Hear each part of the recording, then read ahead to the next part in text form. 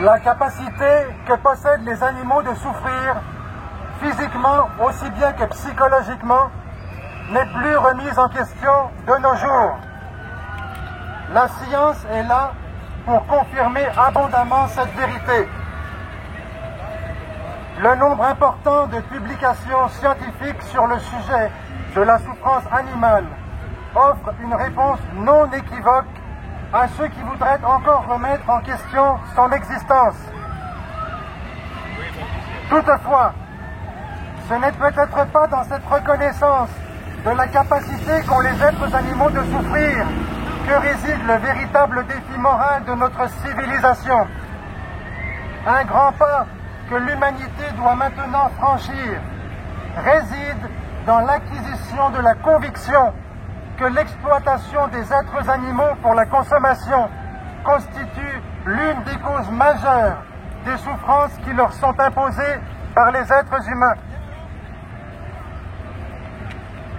La souffrance des êtres animaux exploités pour la consommation durant le processus de production est de nature et d'intensité variables selon les espèces, les types d'élevage, mais aussi les localisations géographiques.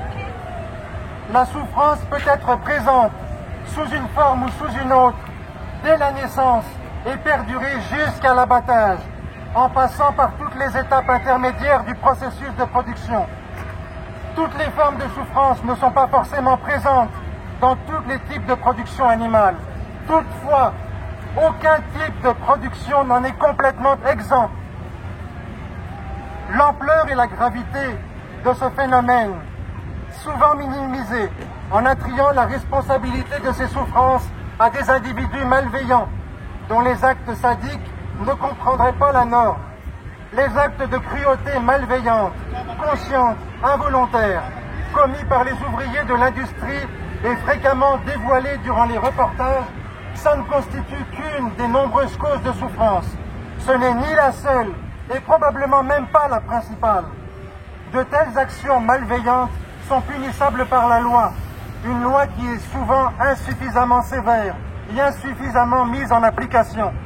Mais à côté de cela, de nombreuses souffrances physiques et psychologiques endurées par les êtres animaux d'élevage ne sont pas forcément le résultat d'agissements malveillants, mais tout simplement le résultat des pratiques standards de l'industrie. Dans l'industrie agroalimentaire, la souffrance animale est avant tout systémique. À ces souffrances directes s'ajoutent des souffrances que l'on peut considérer comme des dommages collatéraux de l'industrie, tels que les accidents routiers, accidents de cargo, de navires, incendies de fermes, inondations, épidémies nécessitant des tueries de masse. Ces dommages collatéraux sont eux aussi associés à des souffrances et ils doivent être inclus dans la somme des souffrances inhérentes à l'industrie des productions animales. Certes, il existe des politiques en matière de bien-être, variables selon les endroits, qui visent, par exemple, à contrôler la pratique des mutilations courantes en production animale, ainsi que les actes malveillants, ou encore à contrôler le niveau de confinement extrême, comme celui que doivent subir, par exemple, les truies ou les poules.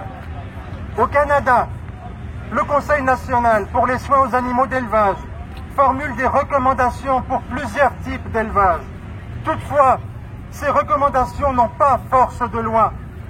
Dans plusieurs cas, elles restent vagues et totalement inapplicables concrètement sur le terrain. Pour ne prendre qu'un exemple, considérons les recommandations sur l'analgésie pour pratiquer toutes sortes de mutilations que doivent subir des milliers d'êtres animaux d'élevage chaque année. Mais il est important d'être conscient que les mutilations ou encore les actes malveillants sont loin d'être les seules causes de souffrance endurées par les êtres animaux exploités pour la consommation. La principale forme de souffrance physique à laquelle sont exposés les êtres animaux exploités pour la consommation est la douleur. La souffrance physique peut survenir dès la naissance, en très jeune âge, parfois associée à la mortalité néonatale et infantile, soit à la suite de l'élimination par l'être humain, soit à cause de maladies. Dans le cas de l'industrie des œufs, par exemple, l'élimination brutale des poussins mâles, inutiles du point de vue économique, est une triste réalité. Les poussins nouveau-nés mâles sont broyés vivants ou bien entassés par centaines dans des sacs pour y mourir par suffocation. Qu'il s'agisse d'une usine de production intensive ou bien de l'un des rares élevages traditionnels qui ne peuvent pas satisfaire à eux seuls la demande d'une population croissante, les poussins mâles sont aussi inutiles dans l'un que dans l'autre des systèmes. Par conséquent, la production des œufs, quelle que soit leur provenance, est associée à la mort brutale d'une quantité innombrable de poussins mâles. Finalement, les poules, les femelles elles-mêmes, connaissent aussi un sort funeste à l'abattoir lorsqu'elles sont usées, affaiblies à la fin de leur vie de production. Dans le cas des vaches laitières, les bébés mâles, les veaux, iront à l'abattoir en jeune âge, après avoir été séparés très tôt de leur mère, peu après leur naissance, puis souvent confinés durant leur courte vie qui n'aura pas dépassé l'enfance. Les bébés femelles, les génisses, survivront quelques années, bien inférieures en nombre à celui des années qu'elles seraient censées vivre normalement, afin d'être inséminées à répétition, vivre gestation et mise bas après gestation et mise bas, produire d'énormes quantités de lait par leurs glandes mammaires démesurées, résultant des manipulations génétiques réalisées par l'être humain afin d'augmenter la production bien au-delà de ce que la nature permettrait. Les vaches laitières finiront elles aussi à l'abattoir, comme leurs petits frères quelques années avant elles, ainsi que leurs fils, lorsqu'elles ne produiront plus suffisamment, tout comme les poules pondeuses. Les vaches laitières affaiblies qui se rendent à l'abattoir constituent la majorité de ce que nous appelons la viande de bœuf. Finalement, contrairement à la croyance populaire, répandue et savamment entretenue par l'industrie, les œufs et le lait sont associés à la souffrance et à la mort des êtres animaux qui les produisent, tout comme la viande. Diverses mutilations effectuées sans analgésie, sans anesthésie, sont aussi le sort de nombreux êtres animaux d'élevage, parfois dès les premiers jours d'âge. Ces mutilations causent de la douleur aiguë, parfois intense, et peuvent entraîner le développement de la douleur chronique. Mutilation du bec, mutilation des dents, mutilation des testicules, mutilation de la queue, mutilation des cornes, marquage au fer rouge, et la liste continue.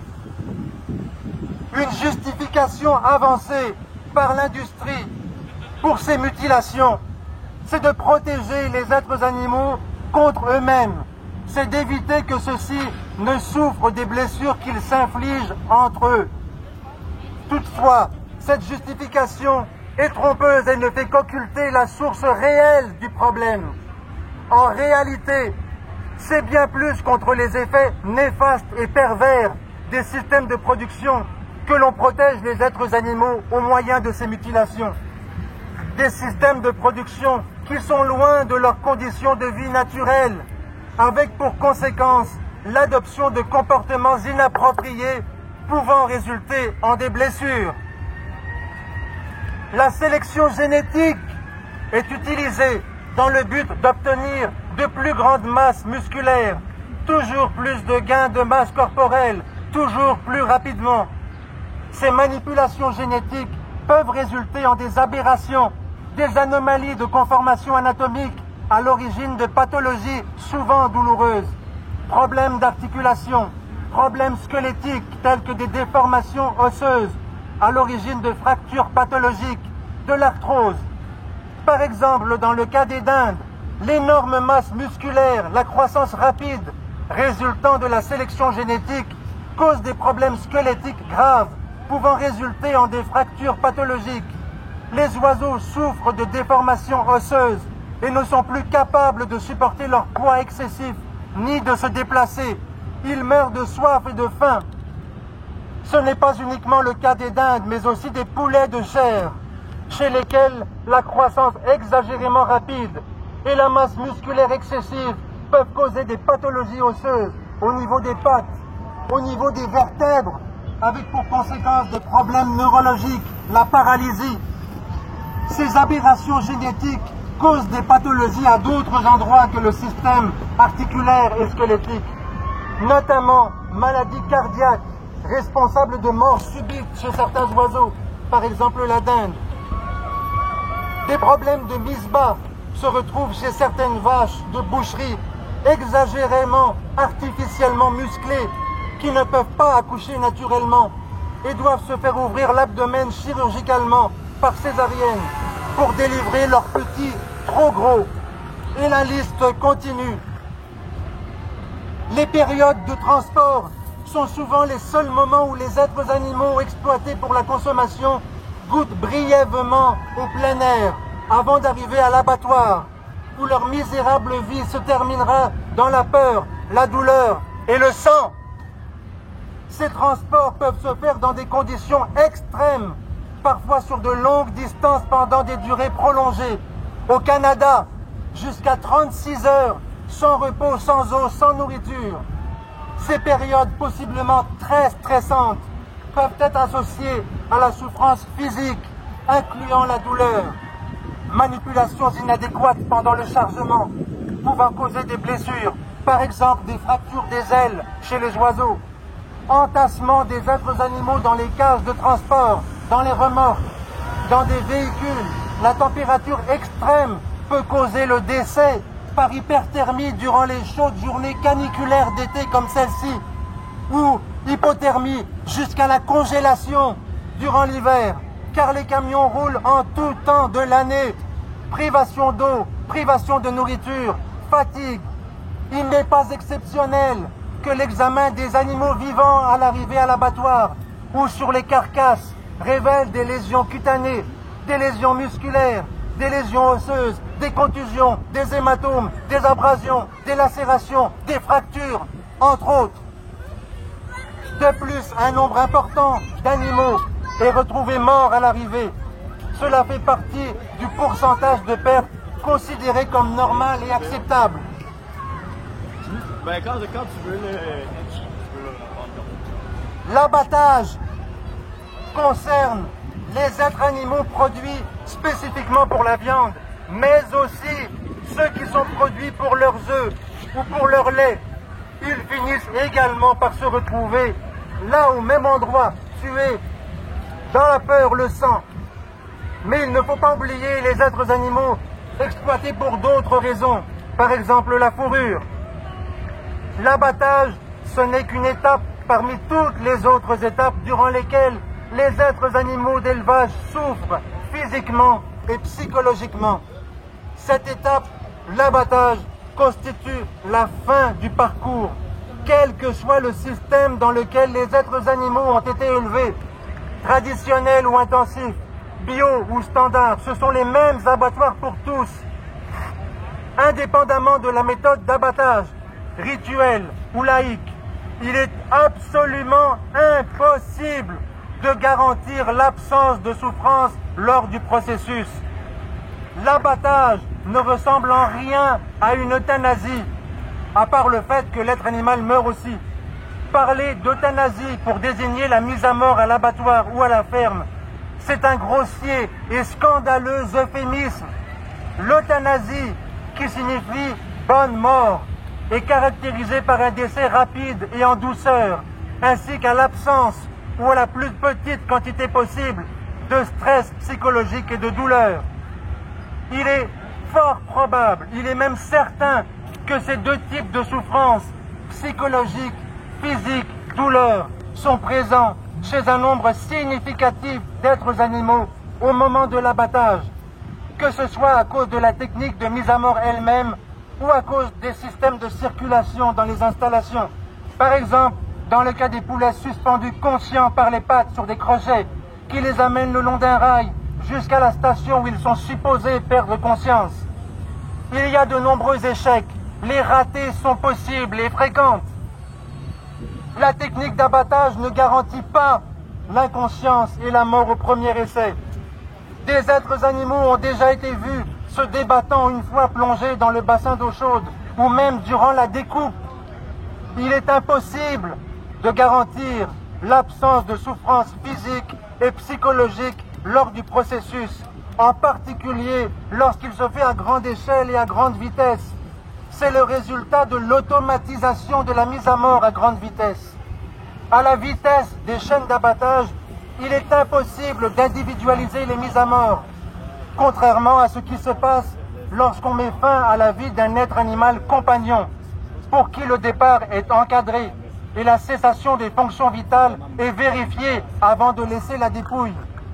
Même les pires criminels condamnés à la peine capitale ont droit à ce traitement. Il est donc tout à fait légitime de se demander pourquoi les choses sont si différentes lorsqu'il s'agit des êtres animaux exploités pour la consommation. Une mise à mort non encadrée, sans vérification de la cessation des fonctions vitales, est une aberration compte tenu des étapes extrêmement stressantes et douloureuses qui suivent. Malheureusement, un système où les mises à mort seraient individualisées ne serait pas viable d'un point de vue économique, puisqu'il diminuerait grandement la productivité, augmenterait le coût de la viande, tout en faisant diminuer la quantité produite. Cette problématique illustre l'affrontement permanent qui oppose le bien-être animal et les considérations économiques tout au long du processus de production. Cet affrontement rend impossible le fonctionnement de l'industrie des productions animales sans qu'aucune souffrance physique ou psychologique ne soit imposée à la multitude d'êtres sentients sacrifiés chaque jour. La souffrance des êtres animaux exploités pour la consommation est une expérience sensorielle mais aussi émotionnelle. Cette souffrance est loin de se limiter à la dimension physique. Une erreur répandue consiste à sous-estimer l'impact de la souffrance psychologique chez les êtres animaux. Cette forme de souffrance psychologique, lorsqu'elle atteint un seuil que les êtres animaux ne peuvent plus supporter, pour laquelle ils ne peuvent plus compenser, entraîne l'expression de comportements aberrants, inappropriés, qui sont des signes non équivoques d'une grave atteinte à leur bien-être psychologique. Résultat, entre autres, de comportements de mutilation que l'industrie utilise pour justifier les mutilations sans analgésie, sans anesthésie. La composante psychologique de la souffrance chez les êtres animaux est souvent sous-estimée, voire ignorée. Cette absence de reconnaissance de la souffrance psychologique peut être causée par l'incapacité de reconnaître les signes comportementaux auxquels cette souffrance est associée, signes qui varient en fonction des espèces animales. Une autre cause de l'absence de reconnaissance de la souffrance psychologique chez les êtres animaux réside dans la perception erronée, elle aussi répandue, que les êtres animaux ne sont pas des êtres sensibles, dotés d'émotions, dotés de la capacité de ressentir du plaisir, de la souffrance, aussi bien physique que psychologique. Cette souffrance psychologique peut être associée à l'anxiété, la peur, l'ennui, la frustration entre autres, et peut entraîner l'apparition de comportements anormaux, possiblement à l'origine de blessures auto-infligées ou infligées aux congénères. Le stress psychologique peut causer des ulcérations gastriques chez certaines espèces ou encore de l'immunodépression qui rend les êtres animaux plus susceptibles aux infections, infections qui sont augmentées par le confinement et qui justifient l'utilisation massive de médicaments antimicrobiens, cause principale du développement de résistance bactérienne qui a un impact négatif sur la santé humaine, elle aussi. Ainsi, la souffrance psychologique et la souffrance physique sont intimement liées. Dans le but de prévenir les conséquences de ces conditions de vie stressantes, plusieurs mutilations sont réalisées, encore une fois avec peu ou pas d'analgésie, Toutefois, les mutilations n'attaquent pas le problème de blessure à la source. Ce n'est qu'un bandage sur le bobo. Ça ne corrige pas la cause primaire des souffrances psychologiques responsables des aberrations de comportement. La souffrance psychologique peut prendre plusieurs formes, mais celle qui est probablement la moins soupçonnée réside dans l'angoisse endurée chez certaines espèces par les mères et par leurs petits. Ces mères qui, gestation forcée après gestation forcée, vivent le stress répété de la séparation de force d'avec leur progéniture peu après la naissance. La séparation des mères et de leurs petits peut causer un stress psychologique intense, aussi bien chez les unes que chez les autres. Il ne faut pas faire l'erreur de croire que seuls les êtres humains peuvent faire preuve d'instinct maternel et souffrir de la séparation. Ce comportement basique et instinctif est apparu depuis l'évolution, bien avant l'arrivée d'Homo sapiens. Une autre cause importante et fréquente de souffrance psychologique est le confinement extrême des êtres animaux, qui les empêche d'exprimer leur comportement naturel. Le confinement peut aussi être responsable de souffrances physiques, par exemple en raison de l'incapacité de prendre des positions confortables ou à cause des pressions mécaniques inappropriées et prolongées sur certaines zones du corps. Parmi les systèmes de confinement les plus extrêmes et encore existants de nos jours au Canada figurent les batteries de cages pour les poules pondeuses. Mais il ne faut pas oublier les cages de gestation pour les truies, les cages grillagées pour de nombreux renards et visons de fourrure, les cages des veaux de lait, ces bébés séquestrés peu après leur naissance. Tout ceci est associé à l'absence d'exercice, l'absence de plein air pour la plupart des êtres animaux, ce qui accentue l'effet néfaste du confinement sur le bien-être. Les élevages en plein air représentent une infime minorité des fournisseurs de production alimentaire d'origine animale qui ne peuvent pas satisfaire la population humaine. Et de toute façon, même ces élevages en plein air ne peuvent garantir l'absence de toutes les souffrances animales entre le début et la fin du processus de production. Finalement, la souffrance psychologique, tout comme la souffrance physique, est présente jusqu'à l'abattoir. L'abattage n'est pas une euthanasie, ce n'est pas une bonne mort. La souffrance psychologique à l'abattoir est exprimée notamment par le comportement physique et la vocalisation. Il est très clair que les êtres animaux qui résistent à entrer dans le couloir de la mort ou qui se débattent lorsqu'ils sont suspendus conscients par les pattes, la tête en bas, sur un rail qui les conduit à la station qui les rend inconscients, il est clair que ces animaux ne peuvent pas ressentir du bien-être psychologique. La souffrance des êtres animaux exploités pour la consommation est une expérience non seulement sensorielle, mais aussi émotionnelle. Elle est omniprésente aux différentes étapes du processus de production. Malgré les mesures mises en œuvre afin de limiter cette souffrance, il est totalement illusoire de croire qu'un jour cette souffrance sera abolie. Il est important de réaliser que toutes les mesures de soi-disant bien-être animal mises en place ne peuvent être qu'imparfaites et n'aboliront jamais la souffrance des êtres animaux dans les industries qui les exploitent. Mais au-delà de ça, serait-il possible que l'abolition de la souffrance ne soit pas suffisante? Serait-il possible maintenant, on sait que les vertébrés, par exemple les mammifères, les oiseaux, mais aussi les poissons, sont capables d'éprouver des émotions positives, d'avoir du plaisir, de faire l'expérience d'une vie sociale. Ceci amène à réfléchir et à penser que promouvoir le bien-être des êtres animaux ne devrait pas se limiter simplement à abolir leur souffrance. Cela devrait aussi avoir pour objectif de ne pas les priver du plaisir et de la jouissance de la vie. Lorsque l'humanité aura franchi cette étape dans son développement moral, elle aura atteint un niveau d'évolution supérieur à tout ce que les avancées technologiques pourraient jamais lui apporter.